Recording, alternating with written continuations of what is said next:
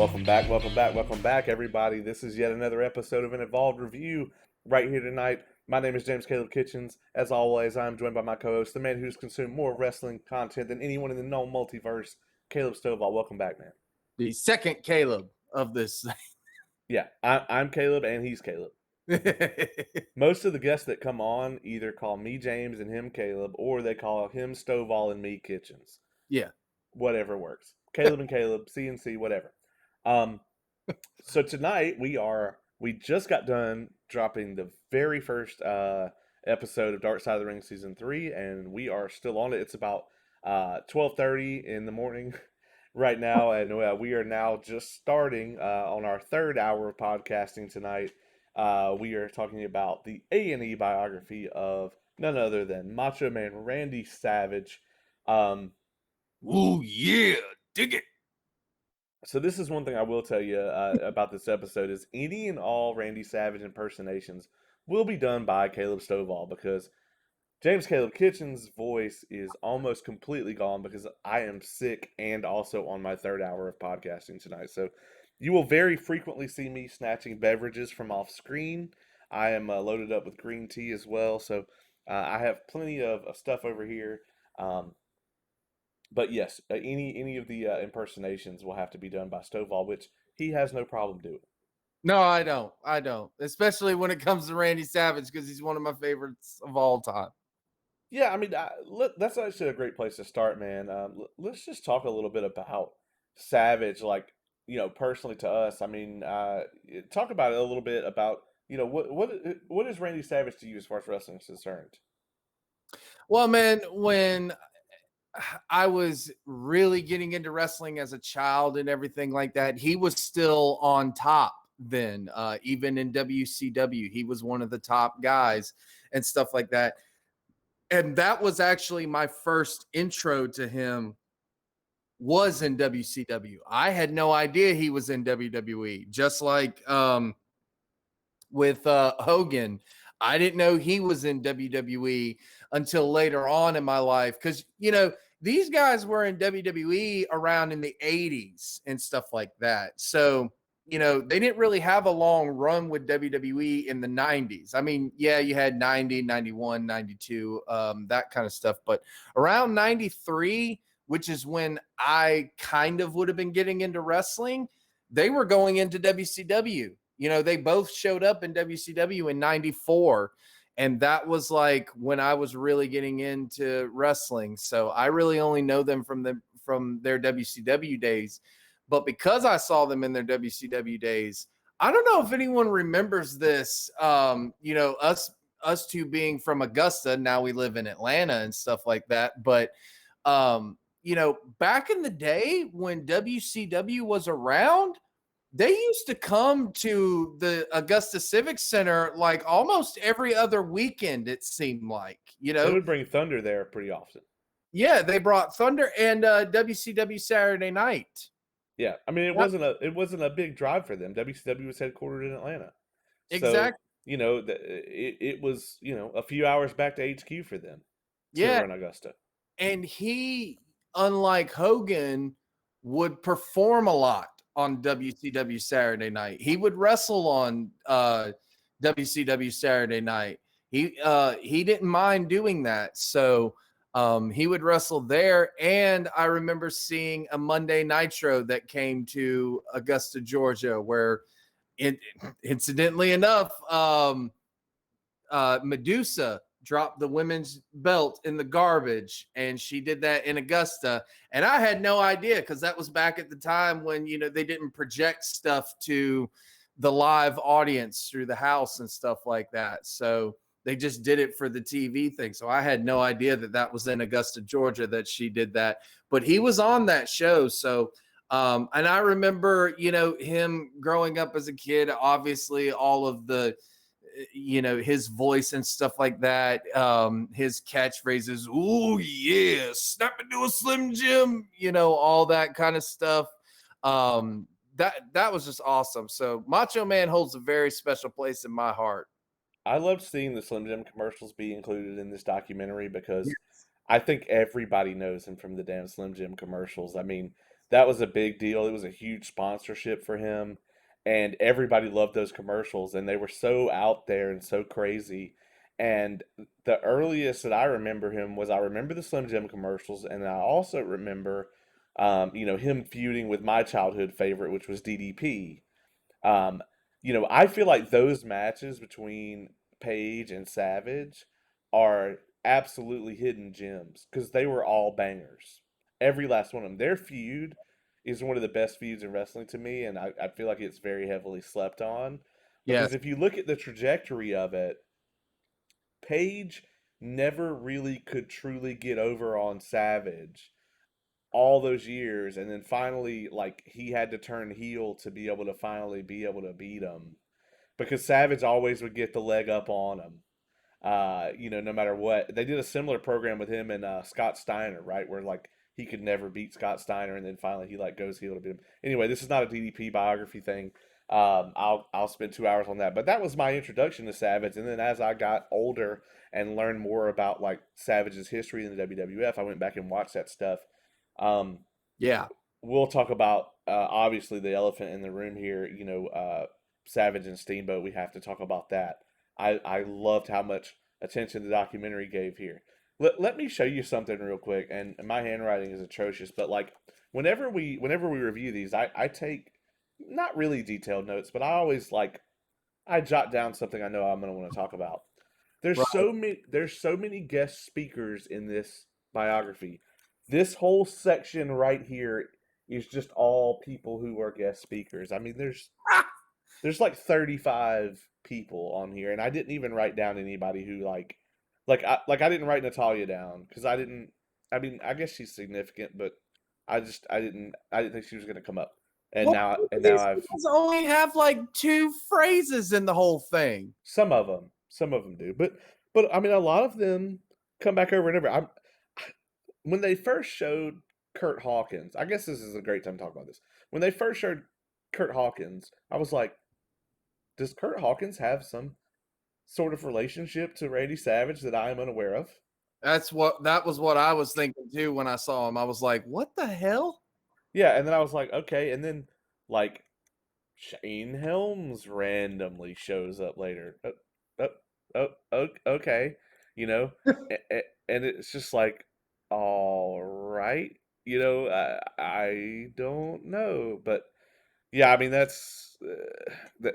just kind of had some like random. It's like, oh, this person's in the wrestling industry, and they have fond memories of watching Randy Savage as a kid. Doesn't everyone? I mean, you Yeah, know, and there's a name that has been floated out on this program ever since we started doing the Ring of Honor Pure Tournament.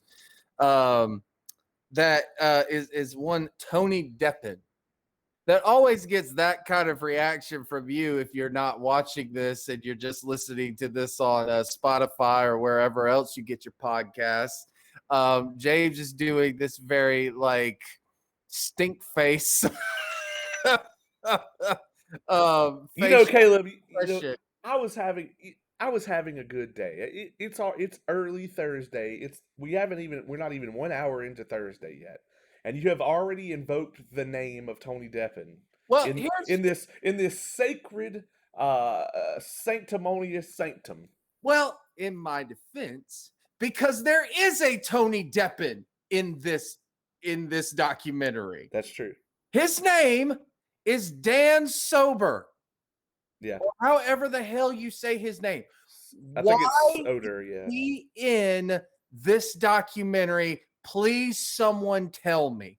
I liked when it showed up and it was like his credentials were WWE superfan. I think Yeah, he I think they just got him because he's somebody who did the voice really well. I guess because the shit that he says in this documentary, like he sounds like a complete moron.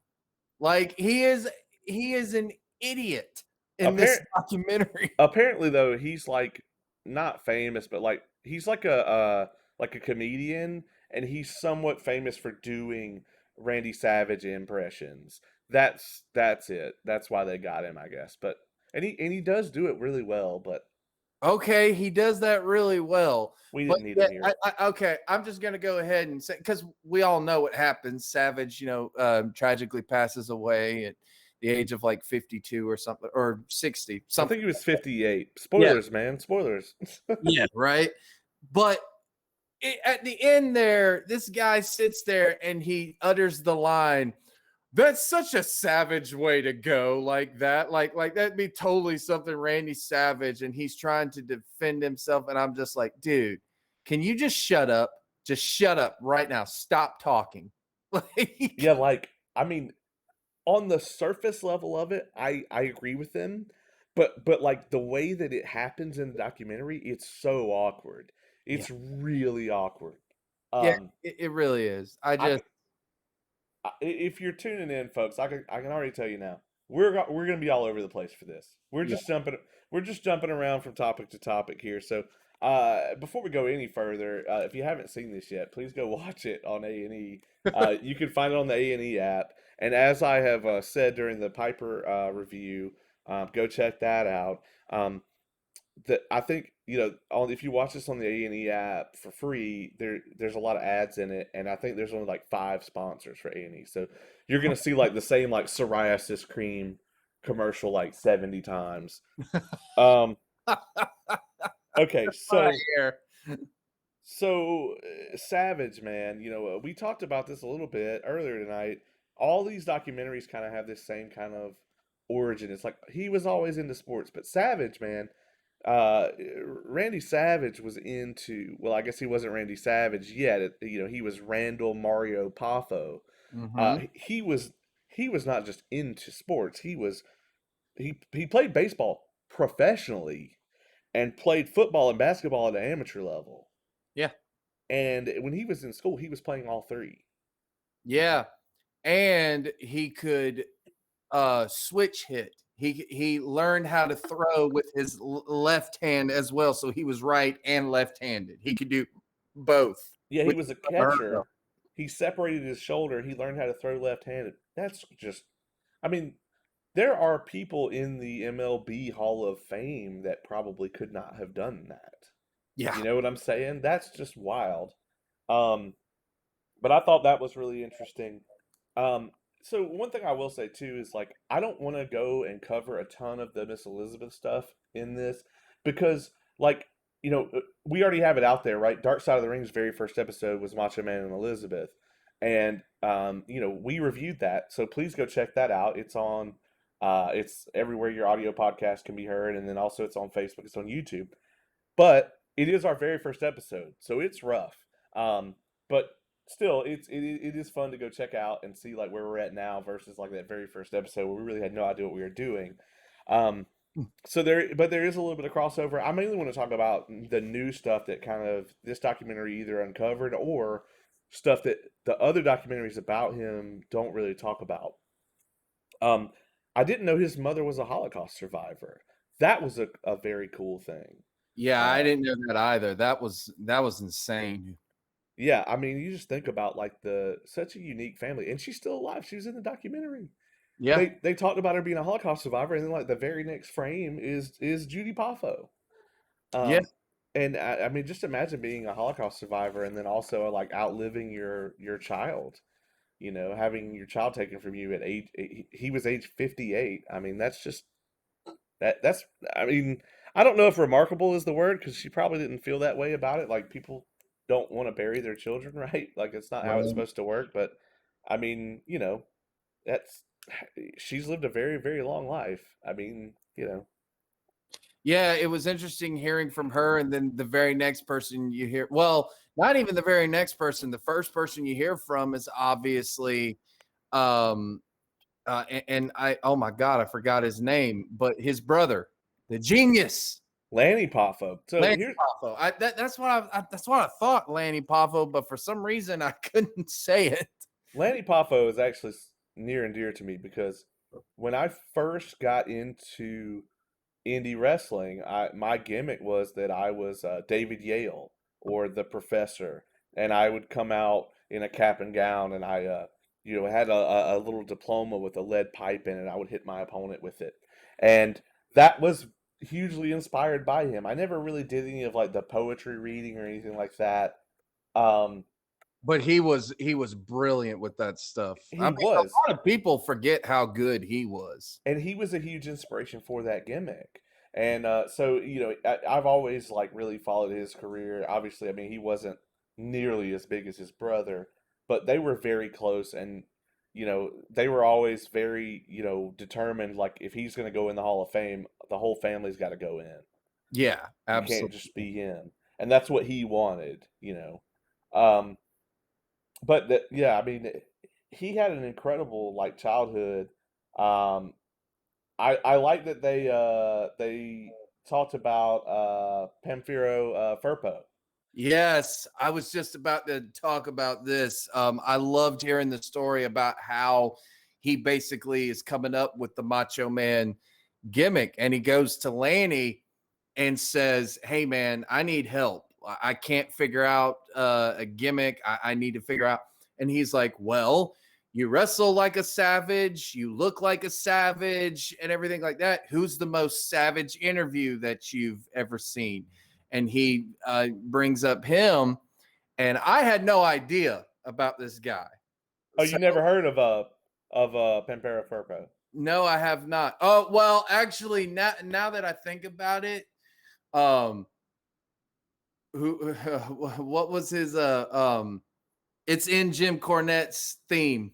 Yeah, it's in the Who drive-through. still remembers Vampiro Furpo? Yeah, it's in there. It's in the drive-through theme.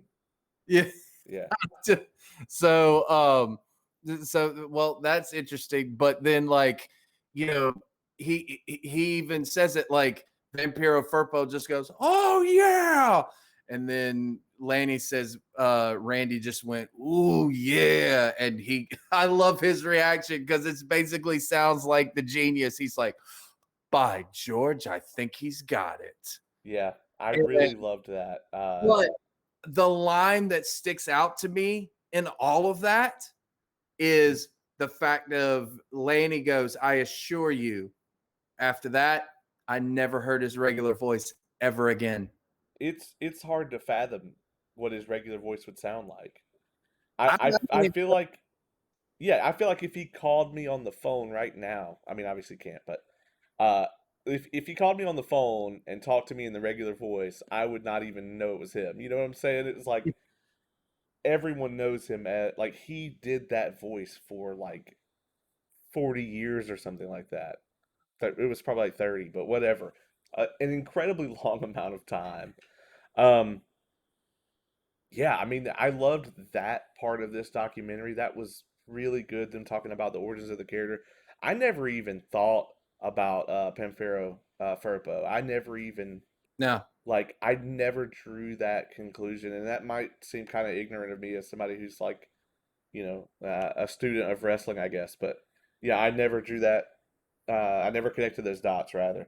So that was awesome from this documentary. I did know that he was kind of a cheapskate.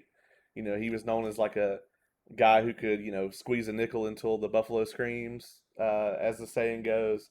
So I had heard that, and it was kind of funny to hear like Sting and some other people kind of joke about it. nah, I is it, mean, speaking of the list of guest stars, I mean, there's just some crazy like names on here. We got Vince McMahon, Bruce Pritchard, Laurie Bischoff, who we never see in anything ever. no. Um, okay, all right. I gotta stop this. Are you It, about to say who I think you're about to say? no, no, no, no. I'm stopping on Laurie Bischoff for a second. Doesn't Laurie Bischoff talk exactly like Eric Bischoff? Like the way she speaks, it's exactly like him. Doesn't Laurie Bischoff kind of look like if like Eric Bischoff like got a sex change? I'm just saying. All due respect, I'm a huge fan of Eric Bischoff, as everyone knows. I'm just saying, doesn't it kind of look like that? I guess a little bit. I never really even drew that conclusion, but It I mean, you it hang around Bischoff all these years. I guess you're gonna. it could just be me. It could just be me. If it's just me, I'm fine. But that's immediately what ran through my head for some reason. I was just like, Well, it's interesting that we just heard from her in this documentary. Like it was like when she showed up, I went, "Whoa!" Yeah, Like me too. Because I was like, that she's never in anything. I've never seen this woman before in my life. I've seen Um, one time I saw her in an ad-free shows, not watch along, but it was a meet and greet thing with well, it was a virtual thing. And I talked to Bischoff on this virtual thing, and his wife came in during the virtual video thing, and she like was sharing stories. So I was like, and she is referred to as Mrs. B. oh, okay. Yes. So we got Sting, Hogan, Jimmy Hart, Steamboat, Bubba the Love Sponge, R-Truth, Nash, Shane Helms, Honky Tonk Man, Jerry Lawler. I mean, it just goes on and on and on. I mean, there was a lot of people that wanted to talk about Savage. I mean, he left an impression on a lot of people. So, you, kind of a disclaimer here as well, and I think we need to go into this. It's important, just like when we cover a Benoit, right? But not to the same extent, of course. But I think at a certain point, you have to be able to separate someone's ring work from their personal life. And I think in his personal life, I think Savage, he did have a steroid problem. He did have he was kind of addicted to that party lifestyle. He was a very controlling, like obsessive person when it came to the relationships in his life. He had a lot of trust issues. He probably really needed to go to therapy. Um, but that's just not something that like pun intended, macho men did back then. Uh, and so here we have all these issues, and when you listen to the like personal life problems that and the friendship and love hate relationship he had with Hogan, I mean, you can definitely tell that this is a guy who really didn't trust anyone around whoever he was in a relationship with, and maybe didn't trust him at all, and he was a very paranoid guy. Yeah. But you have to be able to look at that objectively and also look at his ring work, and I think you have to separate the two. Um, I absolutely love that this documentary talks about the WrestleMania 3 match Yeah. in Um, in great detail. yeah, and I like that, and we'll get into that in just a minute. But I kind of have to challenge though that statement of you have to look at, because I get that, especially when we talk about Randy Savage, and then we talk about other people like Benoit, and we just did the Brian Pillman episode, Right, stuff like that. But you see, there is a common theme here with this Legends biography series, which is the fact of, you know, Stone Cold Steve Austin, Roddy Piper, Randy Savage, they lived their gimmick. That's who they were. Like that was the definition of your personality with the volume turned way up, basically. right, Um, and so when you have that, it's awfully hard to separate the personal life and the in-ring work, because the question, and I think this is more what Dark Side of the Ring, kind of tries to ask and covers a lot. But even with these like Legends biography, it's like, where does that stop? right. Does the character turn off and there's a real human being, like where do you draw the line there? And I think something that's easy to happen, right? Is it's easy to blur that line Yeah. because when we talk about pro wrestling, you got to remember at the end of the day, like these people are playing a character, but it's so much more than that. It's method acting, right? Mm-hmm. As they cover in this documentary, you have to believe it in order for them to believe it, Yeah. because you're projecting it out there, and if you go out there and you're phony, they'll be able to tell. Yeah. If you're hamming it up, they can tell, and that's kind of the what happens is you look at like Heath Ledger. when he was playing the Joker, and his diaries and stuff that he left, these kind of like dark places that he was going to in his head from becoming this character. It's very similar to that, Mm-hmm. where you go out there, and you're Randall Poffo, and you go out there and you're the Macho Man Randy Savage, and you hear everybody screaming your name. You hear 90,000 people reacting to every little thing you do. It is. I say this all the time. There is something about that. It you know some human beings cannot take it mentally. No. It's very hard, especially for somebody, to be like a baby face when you go out there and you hear all those people cheering for you and egging you on. They're tying their emotions to your performance, to your victory. Yeah. And and, That it and does something to some people that they just cannot take it. They begin to believe that that's what they are, and it's not a character. yeah, exactly. And I mean, it's hard not to, because where can you, I guess, envision something like that happening to you? How can you prepare yourself for that? People can say, "Oh, well, I want to be a wrestler," but what does that really mean? What do you really know about wrestling? I mean, you see it on TV, but you don't know exactly what goes through a person's head in the ring, and what goes on outside of the world of wrestling once you're in it and stuff like that. So, I mean, it's very easy to lose yourself and stuff like that. Like you said, prime example, Heath Ledger. I can think of another one that's more lighthearted, but Robert Downey Jr. I've used him before. Think about, he believed he was Tony Stark. I don't care what anyone says. If you look at that, he would not have been able to pull that character off if he had not believed he was Tony Stark at one point. Yeah, I mean, Johnny Depp has said that he randomly will find himself slipping into the Jack Sparrow character, Yeah. you know. So it definitely could happen, and I think for somebody, you know, Jim Ross, the immortal words of Jim Ross, you take somebody's core personality, and then you amp it up times 1,000, and I think with Randy Savage, I think he amped it up times 1,000,000. I think he said, "I'm going to take this into the stratosphere," because while he never may have never talked about it, he was almost constantly fighting to get out from under Hogan's shadow. Mhm. Um, and one of the things about these documentaries is a lot of times, I've seen that don't they kind of paint Hogan, the Piper one and this one, they really paint Hogan, I think, in a much brighter light than he deserves to be in, and that might be my own bias, but it's like Hogan just kind of always acts like he had no part in these things happening.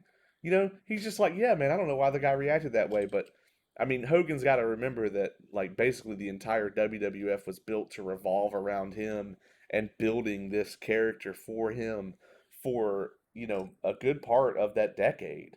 Yeah. And there's a lot of emotions that come with that. You look at like a guy like Piper who, you know, he never got to carry the title, or Savage who never got to go over on Hogan until they got into WCW. Vince Yeah. never let it happen. Um, so Yeah. yeah, I don't like how they kind of, there's nobody on the documentary disputing Hogan's side of the story, where he's just kind of like, oh yeah, these things happened, and I had really no part in it. It is what it is. We had, speaking of Hogan, we had heard the stuff about Elizabeth going to stay at his place and all that, and I think Dark Side of the Ring probably had a better coverage of that period of time than this documentary did. Yeah. Well, they got it more from what's her name? Of Hogan's ex-wife. Linda. Yeah, Linda.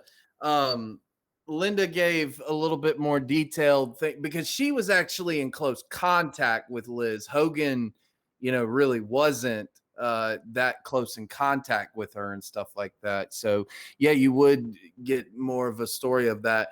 But you mentioned earlier, how they went into detail about the WrestleMania 3 match.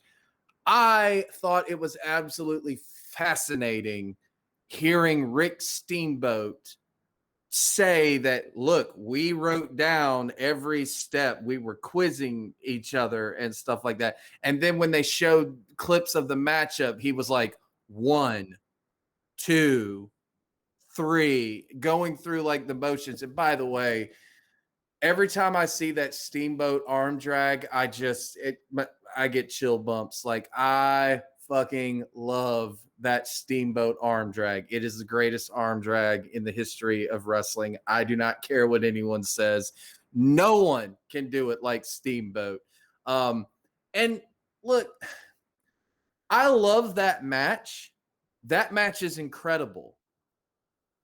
I do not agree with the statement, though, that he could never fully top it or anything. Well, okay, maybe he couldn't fully top that match, but they kind of make it seem like that was the only good match that he had. And I was like, I disagree with that completely, because he had 3 matches with Diamond Dallas Page that were incredible.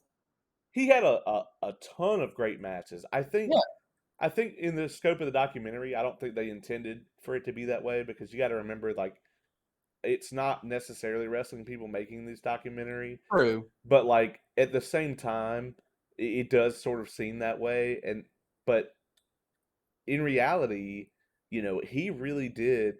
I think he was always in the shadow of that match, and that's understandable because it holds up today.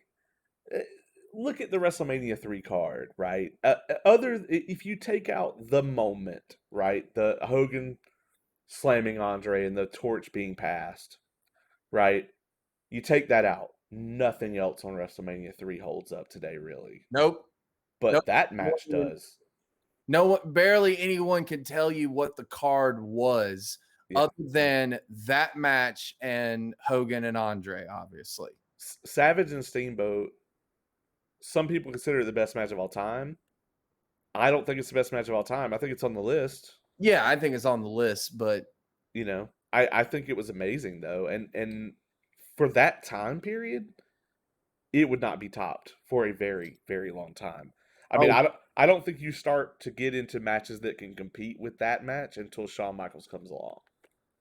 yeah, and it was interesting. I'm glad that everyone or no one said that it was Steamboat's best match or anything like that. I mean, I guess that's what people are obviously saying, that it was his best match. And if people were going to say that that was Ricky the Dragon Steamboat's best match, I would argue against it. I'm like, no, I disagree. The best match he ever had was with Ric Flair.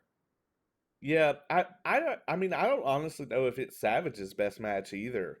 Um, as far as like what I'd want to rewatch, I don't know if it is his best match, but I think in his mind, Yeah. I think he was always trying to top it. And I understand that because it happened in front of 93,000 people. So to Oh, them, to the two of them, I've never been in front of a crowd half that size, but I know like 600 people, 1,200 people have the hairs standing up on my arms. So I can't fathom what being in that sea of nearly 100 fucking thousand people. I just can't fathom what that must have been like. I mean, it must have just been insane. And oh, back then wrestling was so hot. They were popping for every little move. It had to have been it had to have been mind blowing and life altering. And I can see never being able to top that in your own head. yeah. I mean, I can see that and whatnot. I just think though that if you were making the statement that it was the best match out of the two of them, I would disagree with that, because I'm like, it was a great match. Don't get me wrong. I'm not saying that, people. Like, what I'm just saying is like, there are what I consider the best match of someone is if I want to go back and rewatch it, kind of thing. And I have gone back and rewatched that match, obviously, but there are so many more matches that I choose out of the two of them. Yeah, absolutely. But Um, it was a damn good match and still holds up to this day and everything like that. And then, as you saw, once he had that match with Steamboat, yeah, rocket launch. absolutely. Um, yeah, I mean, Vince, I didn't expect Vince to explain anything because Vince never explains anything. But he never really explains why he was trying to take Savage out of the ring. It's not like he was hurt. He wasn't beat up. I mean, Hogan even said, "Look, he was in great shape."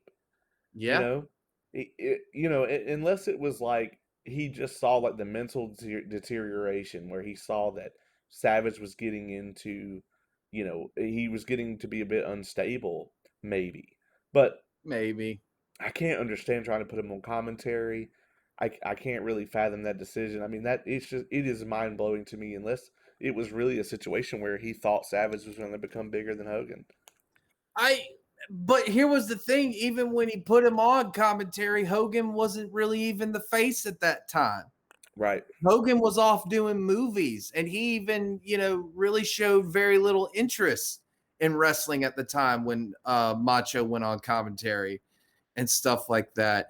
I even loved hearing that from Honky Tonk Man. I don't know why Vince wants to put people on commentary and stuff like that, but think about this, right? This has been I've heard this example on, like, 83 weeks, what happened when, and all those other podcasts and stuff like that. I've heard this explained, though. Think about this. Vince is basically looking at Savage like he's too old. Let's just say, for the sake of argument, he's looking at him like he's getting older and he's just a bit too old. And Right. he was only like 39 or 40, right? Right. AJ Styles today is 45 years old. Yeah, and Vince is still bringing back Bill Goldberg and whatnot. Exactly. Like, that is what mind boggles, because remember, that was the narrative for so long when it came to the WCW side of things, right? That, like, all Hogan, they were getting Hogan and he's old, Savage is old, Luger's old, all these other guys, oh, they're just so old. And I'm sitting there just like, the top stars in the industry today, even the people who helped put the independents on the map, are in WWE right now, and they are in their 40s. Right. I mean, The Undertaker is 56, Yeah. and Vince was like begging him to come back, up until the last day. And one of your favorites of all time, who recently got released, Samoa Joe. Yeah. Think about that. He's only in his 40s. Yeah. He still has a lot left in the tank. Yeah, it's crazy to think, right? I mean that Vince had somebody this hot. I mean, the only thing I can figure, knowing what I know about Vince McMahon, is that somebody he was trying to push, maybe Luger, he just knew that they couldn't get out from under Savage. And maybe he didn't want Savage to be the top guy, and so he just couldn't, he just went another route, which, I mean, that sounds very Vince to me. It Um, and here was the thing too, when Savage was on commentary, he wasn't fully commentary. right. If you go back and you look at the old footage, I mean, he's doing commentary, but he kind of goes back and forth in the ring. Yeah. Agreed. And especially, like we can't forget, we just covered it, the Royal Rumble 92. I mean, he has the look of someone who just snorted as much cocaine as freaking Herb Abrams did in Dark Side of the Ring. I mean, he comes out and it's like the Energizer Bunny on coke. Like, it's just, yeah. He really does. He really does. They really never talk about him doing coke. Maybe, I mean, he probably did. I mean, I can't say, but if you'll shoot up steroids, then odds are, and it was the thing to do back then.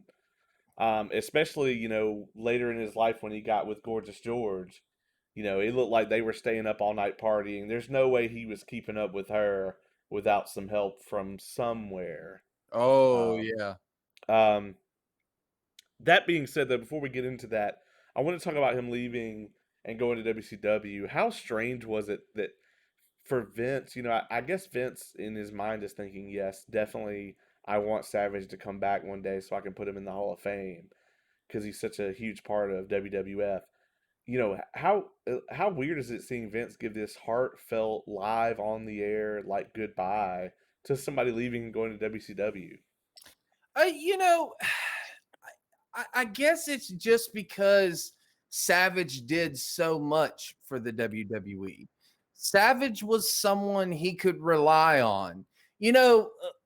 I want to kind of attribute it to, when they were supposedly setting up Ric Flair versus Hogan at Mania, right? And it ended up being Savage and Flair. Well, I guarantee you it ended up being Savage and Flair because Vince knew that he could trust Randy, or at least felt he could trust Randy. He knew Randy was going to show up on time. He knew that he was going to do business when he needed him to do business. He knew that he was going to do that kind of stuff. So that's what I'm thinking that Vince, kind of has going through his head. Because, I don't want to say it's just business because he doesn't gain anything from doing that heartfelt speech if you really think about it. Right. But maybe maybe it just depends on when you get Vince too. Maybe he just felt that passionate about Savage. I don't know. I couldn't tell you. He does even admit though that like he was like, well, I wasn't happy about it, which I wouldn't expect you to be happy about it. It would be like if Darius Lockhart basically, showed up on some other thing and it was like, well, I'm not happy about it, but good for you, kind of thing. If that's the way you need to go, then go. Right. I mean, yeah, especially like them being rivals at the time on television, Yeah. and everybody knows that story. Yeah, absolutely. And I love the way that Lanny Poffo kind of describes it because normally people would be like, oh, well, that was a terrible move. He went to WCW. He literally says he's like WWF thought that Savage was old and used up. Well, WCW didn't think that way. And it's true. I mean, they didn't just bring him over just because he was a WWE name. I hate that narrative. Like, I mean, yes, in ways they did that with a lot of people, but they still have to be able to go, kind of thing. And Savage was clearly able to still go. And he brought them a major sponsor Yes. with Slim Jim. They talked about that. Yep. This was a great deal all around. This wasn't Bret Hart where they, ruined it and didn't use him correctly. They used Savage really well in WCW.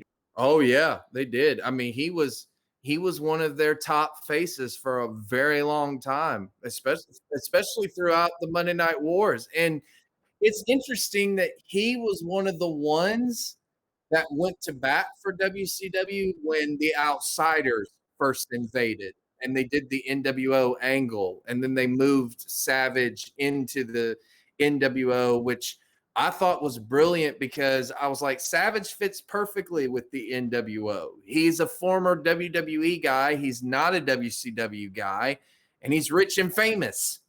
Right. And he looked awesome in the black and white. Yes, he did. And then you talk about that rivalry that he had with DDP. I mean, that was just a work of art. And I know that one of your favorite matches is the Halloween Havoc matchup that they have, but I'm going to do you one better. I thought the best match that those two had was the one at Spring Stampede 97. I thought you were going to bring that up. That Spring Stampede match was amazing. It was amazing. And like the ending to it, because I'm sitting there thinking, all right, Savage is going to go over. We all know this. It's WCW.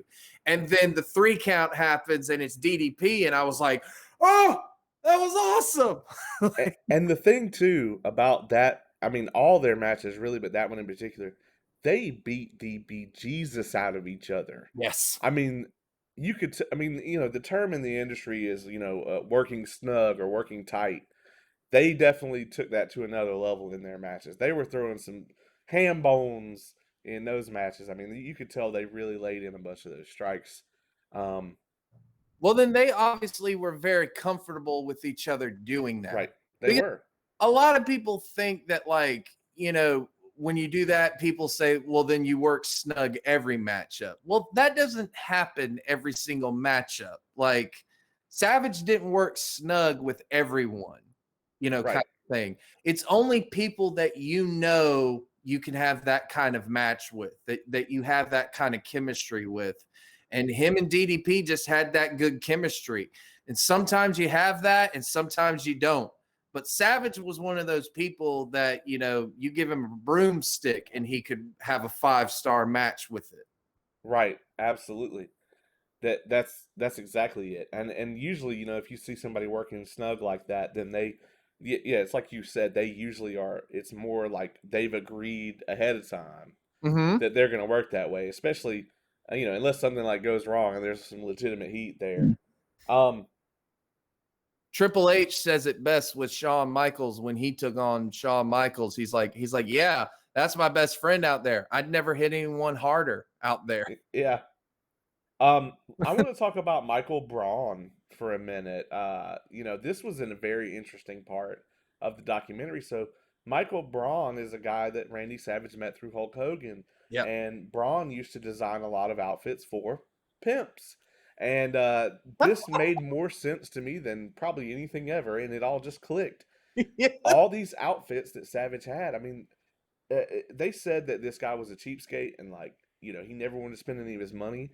But Hogan says that Michael Braun made a fortune Yeah. making clothes for Randy Savage, and I believe it because not only did Savage wear probably the most intricate and outlandish outfits in the history of the wrestling business, he had on a new one like every time you saw him. Yeah. And I guarantee you some of that money was from WWE as well. Like, Yeah, they also paid Michael Bowen. yeah, I think so. Because they probably paid him to help make some of that. Savage paid him as well. And then probably when Savage went to WCW helped paid him. Yeah, I mean, they probably bought him some of the NWO gear, but Vince says in the documentary that Savage was doing all that out of his own pocket. Oh, well, there you go. Never mind. So who knows? I mean, I don't know though. I'm with you. I think that maybe he was doing it out of his own pocket to begin with, and then, you know, at some point Vince probably went in. I don't know. If the company pays for it though, it's their stuff. So he may have been adamant about keeping his own stuff. You saw how he ordered like a sports car, and then had to return it because his hat box wouldn't fit in there. That was a great story. Yeah, I guarantee you he was absolutely just, you know, very particular about how all those outfits were kept and everything. Yeah. Um, you know, I'm glad that they showed the Jake the Snake angle that happened with the snake bite. If you haven't ever heard Jake Roberts tell this story, it's fantastic. I had the pleasure of having him tell it to me in person. Amazing, absolutely incredible story about the snake. Where, you know, Randy basically, you know, I can't tell. I won't even try to stand in the shadow of Jake Roberts when it comes to storytelling, but No. you know, he tells a story where basically the snake was devenomed or whatever. Yeah. So like the snake would bite you, but there's no venom. And Savage was not having that shit. He's just like, no, no, no. You let the snake bite you. And he made Jake have the snake bite him. Yeah. And then he made him put the snake down and like watched him for like an hour. And wouldn't let him drink anything or anything because he didn't want him to like slip an antidote in there or whatever. He was just like insanely paranoid that like this snake actually had venom and that Jake had some kind of like anti venom that he was taking. Yeah. And this was like when Jake Roberts was like a really big heel at the time. And he cuts an amazing promo because they have a match. Yeah. And the match doesn't end. Well, it ends in disqualification and stuff like that. And afterwards, like that was when he slapped Elizabeth. and Gene Okerlund is doing his, Gene Okerlund interview with him. What were you trying to prove out there? Blah, blah, blah. And I love Jake during the interview. He's just like, I want you to promise me one thing, Savage. Just do me one thing. And he goes, please bring her back.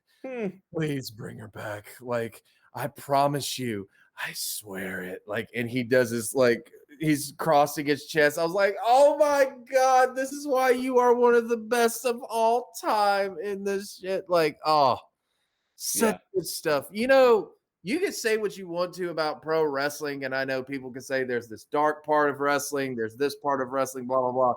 But when wrestling presents you something good like that, there's nothing that can beat it. There's no form of entertainment. I don't care if it's Marvel, DC, Paramount, anybody. They cannot top what wrestling presents when it is good. Because when wrestling's good, man, like I said, there's just nothing. I agree. I'll liken that to the most recent time that wrestling has made me feel something like that was Sasha and Bianca at WrestleMania this year. Yes. The end of that match, the whole match really, the emotions I felt during that were incredible. It was like I was a little kid, getting excited for wrestling again. Yeah. Those moments are becoming fewer and farther between, but the great thing is there's so much in the past that you can watch, I can go back and watch, late 90s or, mid 90s WCW all day long. I don't do that already. Right. Of course you don't. No. All that stuff about you consuming more wrestling content than anyone. That's, we're just making that up. Yeah. Ian Riccaboni's a liar. Yeah, he is. He's a damn dirty liar. So I want to talk about Gorgeous George because, like I said, we've talked the Miss Elizabeth stuff to the moon and back. It's out there, that's the thing. I want to talk about Gorgeous George. Her interview here was very interesting. Yes. First of all, she was fine back in the day. Like, yes. if I was Randy Savage, anyway. Especially back then. I mean, she looks like she's probably 15 years younger than him, if not more than that. Oh, yeah. I mean, obviously. But because we talked about, how we've talked about the Miss Elizabeth stuff, and so many people have over the years when talking about Savage, obviously. And how could you not? It's a part of the Macho Man. You cannot talk about Macho Man Randy Savage without mentioning Miss Elizabeth. But the Gorgeous George story, that's a lot of stuff I didn't know about. I mean, right. I obviously knew that they had a relationship, but I didn't know a lot of the stuff that we heard. And so I'm really glad that they put this in the documentary. That while, yes, they focused on Miss Elizabeth, we finally got some more story to this. Yeah, I agree. I didn't know anything about any of this stuff.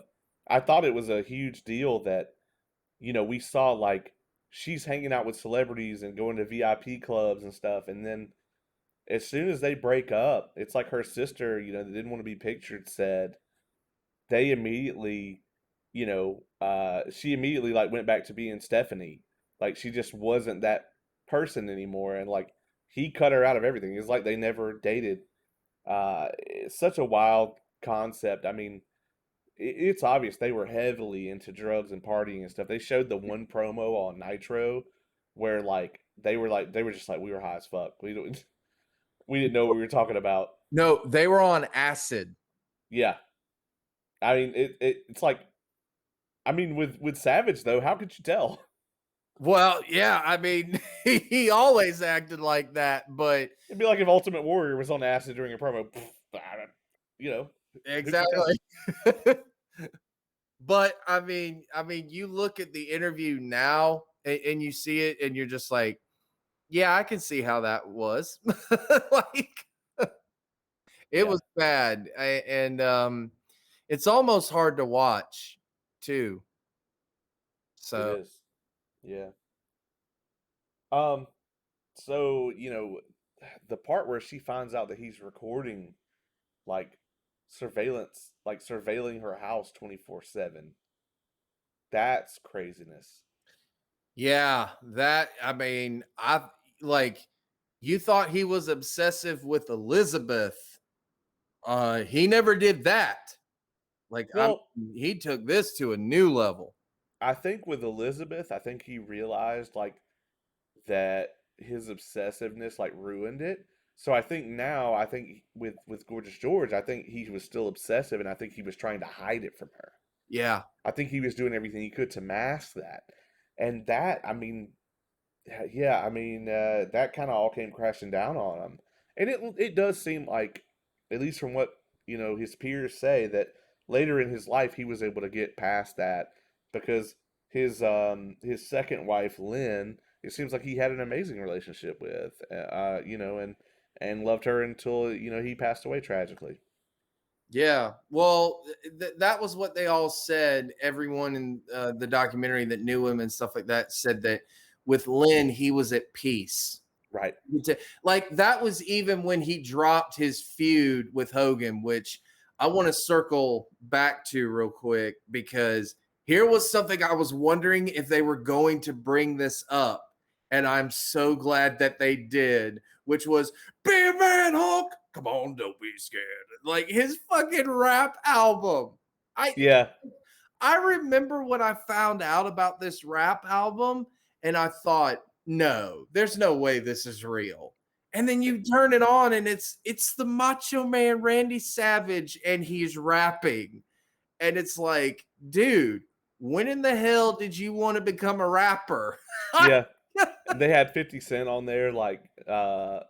supporting it or whatever, promoting it. 50 Cent. Think about that. 50 Cent is no small time rapper, folks. We're Especially talking, not then. yeah, we're talking about one of the biggest names in the industry, and he's promoting Randy Savage, which it didn't make a damn bit of difference because that album was a flop. Yeah, I mean it was awful. I mean, let's just be honest. It was. Um, his Bonesaw role in Spider-Man, I'm glad they touched on that. They didn't talk about Ready to Rumble really, but I mean Oh, is ready. he had a huge part in that movie too. I mean, even though it was pretty much a WCW movie. Yeah. He also had a role, and they showed the South Park clip. Yeah, It's- But he had a role in Dexter's Laboratory, if anyone remembers.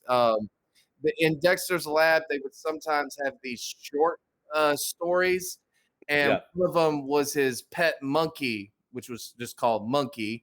M And for Monkey. Yeah, yeah, dial M for monkey, basically. And he was a monkey with superpowers, and he gets recruited by I think it was Lexor or something like I can't remember exactly what Savage's thing. it was Rasslor. Rasslor. Yeah, Rasslor was what he was. And that's Savage's voice. And yeah, you can tell it's Savage's voice because only he can talk like that. yeah. He was in a lot of stuff. He was a villain on a Walker Texas Ranger episode. Yeah. I mean, he was in a lot. So I'm glad that they touched on a lot of that stuff. Interesting, they didn't talk about his last performance at all, but I kind of didn't expect them to, because WWE is heavily involved. Last performance of what? His last wrestling match, his last match was not in WWE. It wasn't in WCW. What was it in? I forgot. His Oh, very TNA. at Turning Point. Yeah, it was him. TNA Turning Point. That's right. Yeah. Yeah. Yeah, him, Jeff Hardy, and AJ against the Kings of Wrestling is his last match. Wow. Yeah. I forgot that that's his last wrestling match. But then, I mean, he makes various appearances. Like he was in the WWE Legends of, well, not Legends of Wrestling. What was that thing called? That video game?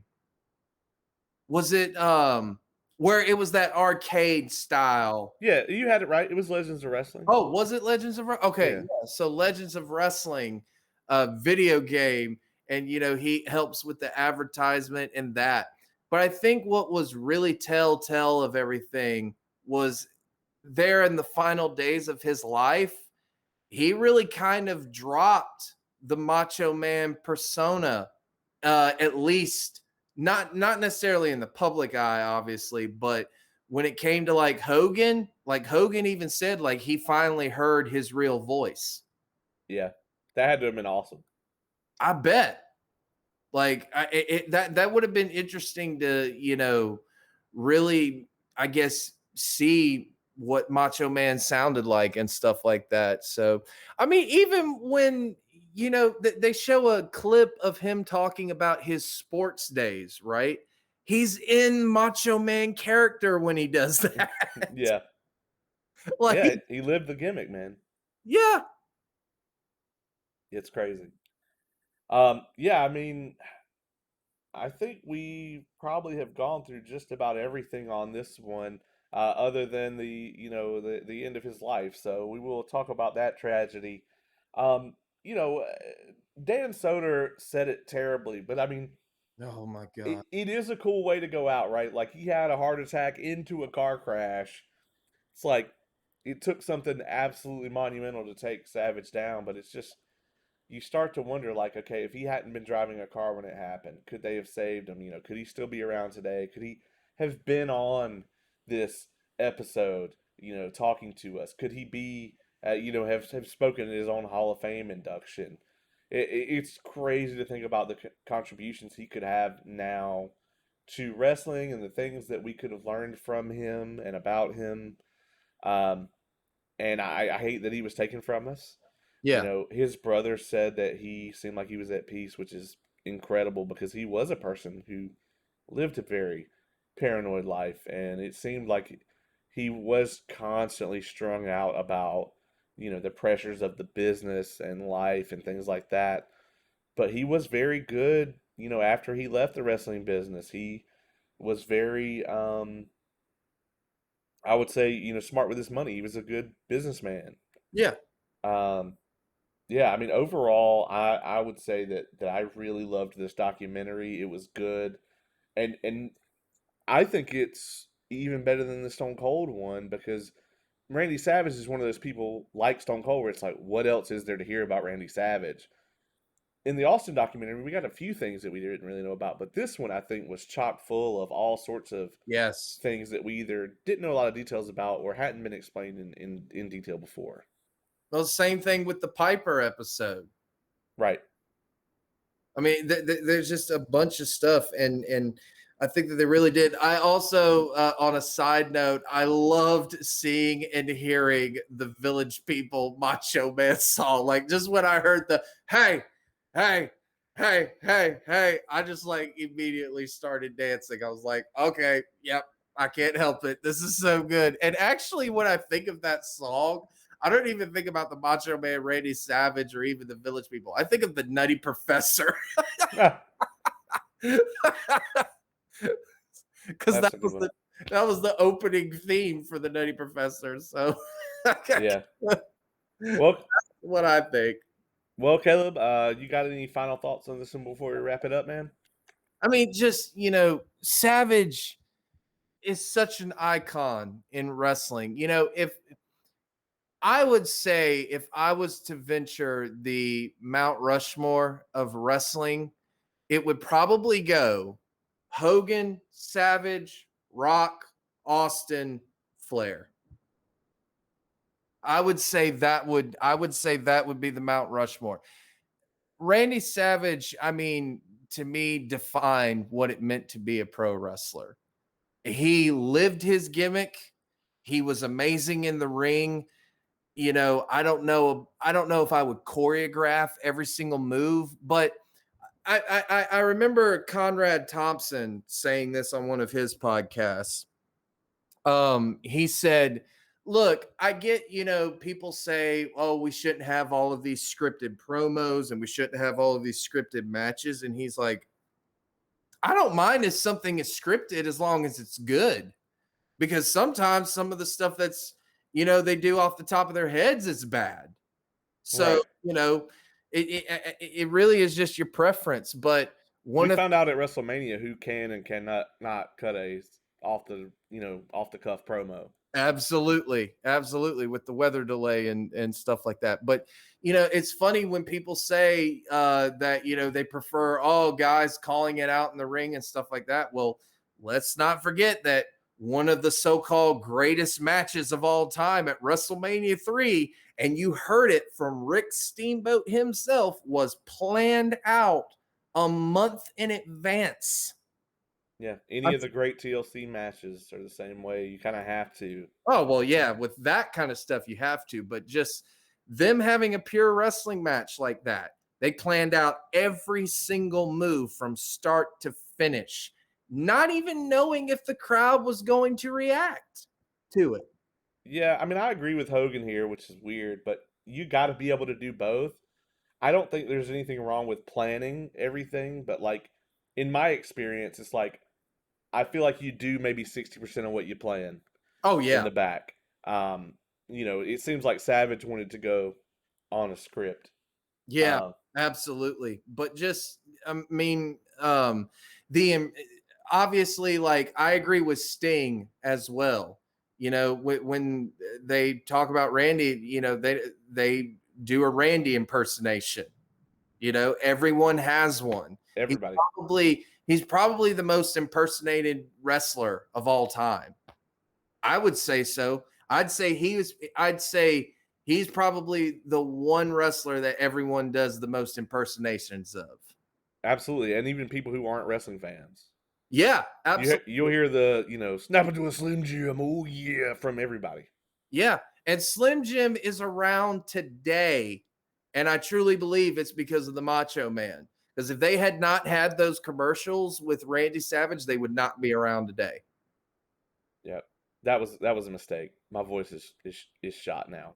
I said I wasn't going to do it for that exact reason. I was Ooh, I, yeah. I was already like almost done because we've been podcasting for hours, but like that killed it.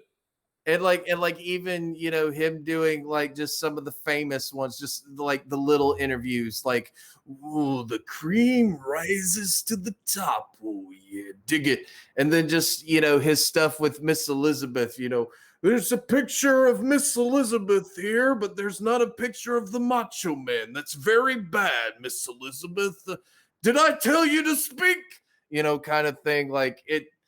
Ah, man, just gold, just good stuff. And I like the fact that Bruce Pritchard, and I know I said I like the fact that Bruce Pritchard, but I like the fact of he even says it that, like, looking back at that now, we would not do that same type of storyline or anything like that. We weren't really setting a good example for people.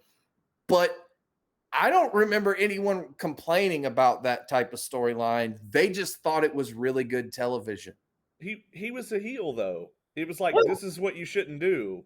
The heel should do bad things. yeah, exactly. I mean, they did it with Randy Orton and Stacy Keibler years later, and one thing in the documentary that kind of got me is I can't remember who said, maybe it was Honky Tonk Man, was like, I don't know of any other husband wife couple that's really done that in the business. I was like, Booker T and Charmel, you know? Sort of. Yeah. I mean, No, absolutely. I mean, they were oh, yeah. the same concept, but there is very few, to be fair. Yeah. Yeah. I mean, very few husband and wife couples survive in this business because it's such a tough business, Yeah. You're on the road, and you're not on the road for a month or two at a time. I mean, you're on the road for a full calendar year, and you get maybe 2 days off. And in those 2 days off, like you said, you're still working out.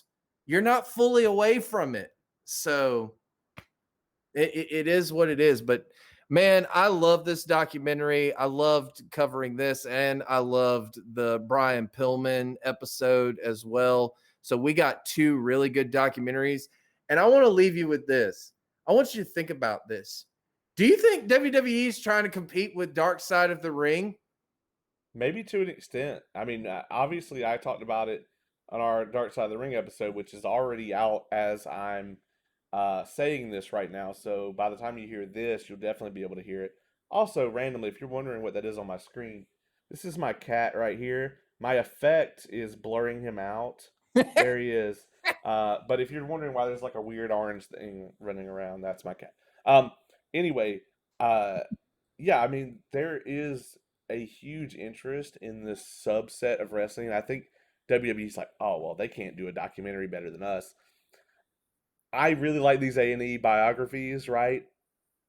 They don't have what Dark Side of the Ring just has this. Whoever's doing these, whoever's putting them together, they're perfect. I mean, the Brian Pillman episode, I was glued to it, and Oh, I love these, right? But I feel like I got more out of 1 hour of Brian Pillman than I do 2 hours of these sometimes.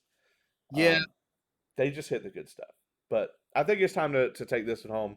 My voice isn't going to last very much longer. All right. So, Fair enough. that being And said, madness. yeah, that being said, man, thanks for being here. We have a ton of good stuff coming up. We've still got our Booker T episode in the tank. This one is going to come out probably in a couple of days. I am out of town next week. We won't be recording, so there may be a little bit of a delay in our episodes, but you can still catch us on Facebook, YouTube, anywhere your audio podcasts are heard. Um, and like we said, check out our excellent review that we did for Dark Side of the Ring Season 3, Episode 1, which is the Brian Pillman Part 1 episode. And we had Ace on for that, and it was fantastic Yes. from Superhero Homies. So, ladies and gentlemen, A&E, Biography, WWE Legends, such a mouthful. Macho Man Randy Savage. He's Caleb Stovall. I'm James Caleb Kitchens. This has been an Involved Review.